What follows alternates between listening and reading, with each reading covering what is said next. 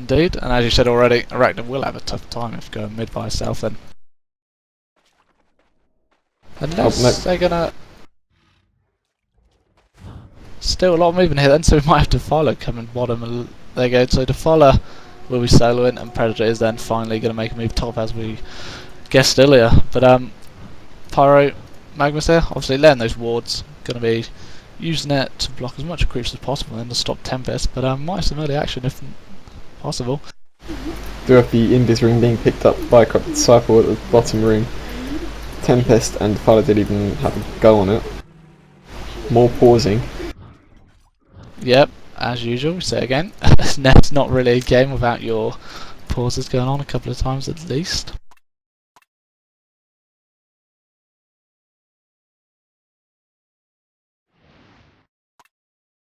Tempest going straight just using obviously the 2 mana potions. He obviously gave his team a bigger favour by upgrading straight to Wing Courier, and I'm assuming he also bought some wards for the team. So obviously giving the lane in the bigger chance as possible, so that's quite nice. It's a nice move from Tempest. Yeah, a lot of people go Ring of the Teacher, I believe, to give their elementals a bit more armour so they can survive longer against these creeps. Yep, but of course, if you know what you're doing and can just move them around enough, you should be able to get with it and obviously get the farm you need. And just deliver with the Monkey Courier then, you've upgraded any other extras you need. But I really hope that Defiler and Tempest can get some kills off. It'll help him a lot nicely against this lane. Tempest is going to have to be shotting back and forwards all the time to keep some pressure off Defiler, otherwise you might go down quite quickly.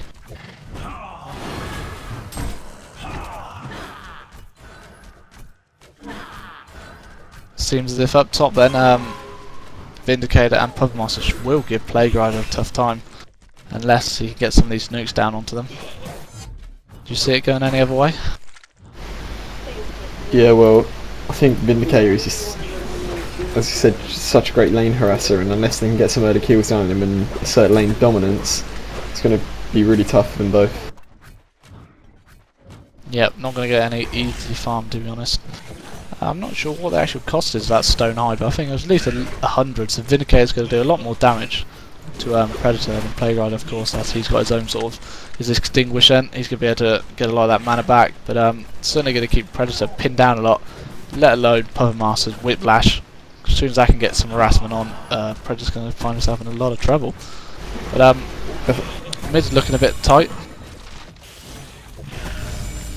Arachne, I think Arachne's having the tougher time here with this Corrupted Bottle, which has already gone back to on the Courier to get refilled, which is pretty good. I'm surprised that his team hasn't upgraded to a Winged Courier already if he's going to do this tactic of flying back and forth, but just as I say that, they did upgrade it.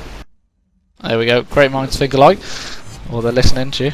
But as you said, yeah, Corrupted Disciple's definitely going to have a lot of control over this lane.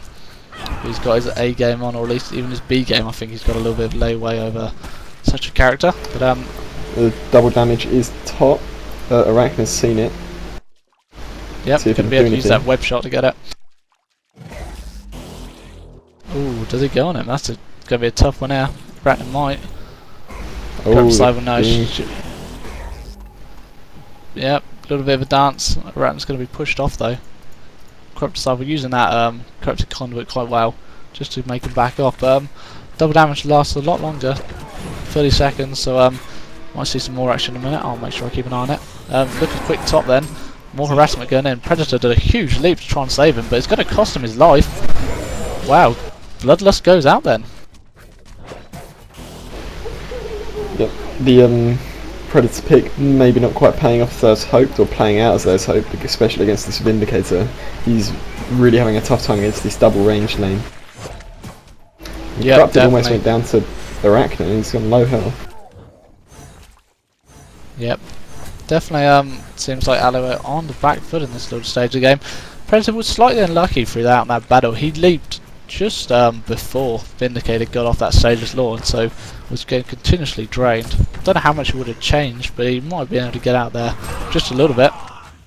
Quite surprising though that lanes where we thought the most action was, it's probably the least. Defiler is so far remaining alive against this 2 double stun lane. both level 3 now, so they're looking for a bit of blood, but yep, not as much action I thought down this bottom lane. To follow with a bottle, keeping her up, able to use those waves.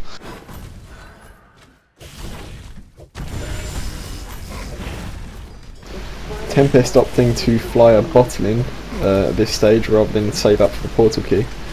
So he's probably might look to a lane gank more often than he's going to forest farm. Yep, probably the best course of action, but as I was saying, so far the Defiler seems to be not as much pressure as I would have thought. Oh, I say that, looks like Magnus is looking for that stun, just one click away and he has finally got it. Pyro's going to finish off, maybe less stun and wave, good blocking by Magnus. They're going to get it, maybe they might, nope, not even going to need that last stun, I was about to say it. And I very good timing from them both. Yep, that's just good play among each other. A lot of times knowing each other when they get a stun. And obviously Magnus not forgetting the mistake that after you've done your stun, your job isn't over. You've got to keep blocking, keep holding them up and go for the finish.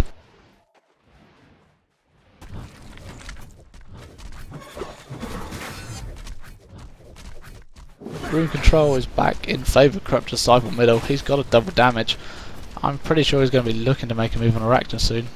But Arachna is level 6 compared to Corrupt Disciple's level 5. I've just noticed that.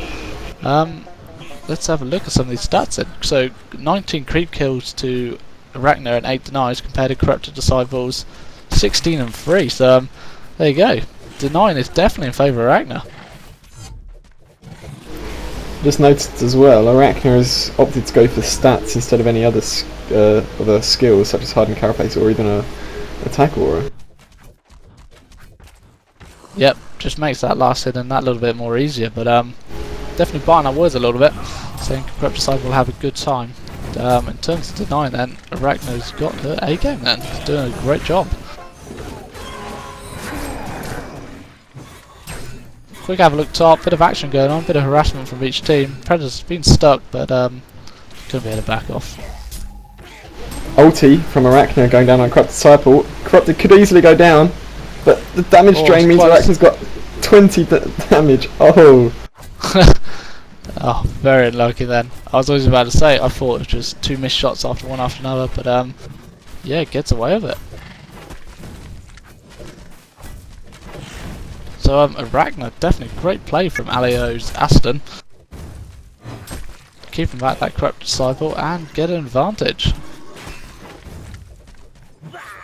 Look at bottom then, Alio Defiler then, even though it's obviously only cost 1 life in that battle, but Pyromancer and Magnus are doing a good job keeping up with levels. Level 5 Magnus, obviously level 5 Pyro, just so I say it. One more action coming in again. Oh, just gets a quick sight onto Magnus and back he goes. Tempest isn't able to help too much, but he might be able to do something now. Tempest is looking to be able to maybe get a Glacial Imprisonment off, or Glacial Blast rather. Yep, very nice, but obviously what helps even more if you manage to get those elementals to do greater damage as a stun. But just having a quick look at his build order, he's gone level 2 Glacial Blast and level 2 elementals, which it's not too bad, but it's if you want to be a bit more aggressive ganking, you want to try and get Glacial Blasts up a lot more, as you can still pretty farm decently with just level 1 elementals. But I see some movement from Pyro Mag then. Wow, mid we've got a pretty much a draw, I guess, in the lane. Double knockout. Yep, definitely both go down. Tempest caught off guard. He's definitely going to go down here. Yep, combination takes him out. Good roam in there. Obviously going for mid, but not needed. Up top now straight away. Yep, he makes it out himself. So a little bit good roaming here now. 4-1, and looks like Magnus and Pyro are going straight onto Defiler. Lock them off then. Stun comes in. Down he goes again. Good partnership here. Well, of course it is. You're saying Mag Pyro lane. Just pretty strong no matter who you're up against, apart from maybe a Cursed Soul Reaper would be the ideal lane against these two. Yep. That's probably that's a little bit risky of Alio then making their lineup with a Tempest.